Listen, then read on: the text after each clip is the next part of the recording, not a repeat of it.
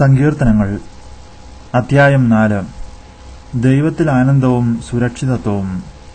എനിക്ക് നീതി നടത്തിത്തരുന്ന ദൈവമേ, ഞാൻ വിളിച്ചപേക്ഷിക്കുമ്പോൾ എനിക്ക് ഉത്തരമരുളണമേ.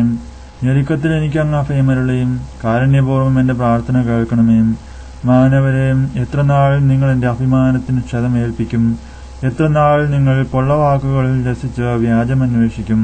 കർത്താവ് നീതിമാന്മാരെ തനിക്കായി തെരഞ്ഞെടുത്തിരിക്കുന്നുവെന്ന് അറിഞ്ഞുകൊള്ളുവിൻ. ഞാൻ വിളിച്ചപേക്ഷിക്കുമ്പോൾ അവിടുന്ന് കേൾക്കുന്നു. കോപിച്ചുകൊള്ളുക, എന്നാൽ പാപം ചെയ്യരുത്. നിങ്ങൾ കിടക്കയിൽ വെച്ച് ധ്യാനിച്ച് മൗനമായിരിക്കുക. ഉചിതമായ ബലികൾ അർപ്പിക്കുകയും കർത്താവിൽ ആശ്രയിക്കുകയും ചെയ്യുവിൻ. ആര് നമുക്ക് നന്മ ചെയ്യും? കർത്താവെ, അങ്ങയുടെ മുഖകാന്തി ഞങ്ങളുടെ മേൽ പ്രകാശിപ്പിക്കണമേ എന്ന് പലരും പറയാറുണ്ട്. ധാന്യത്തിന്റെയും വീഞ്ഞിന്റെയും സമൃദ്ധിയിൽ അവർക്കുണ്ടായതിലേറെ ആനന്ദം എന്റെ ഹൃദയത്തിൽ അങ്ങ് നിക്ഷേപിച്ചിരിക്കുന്നു.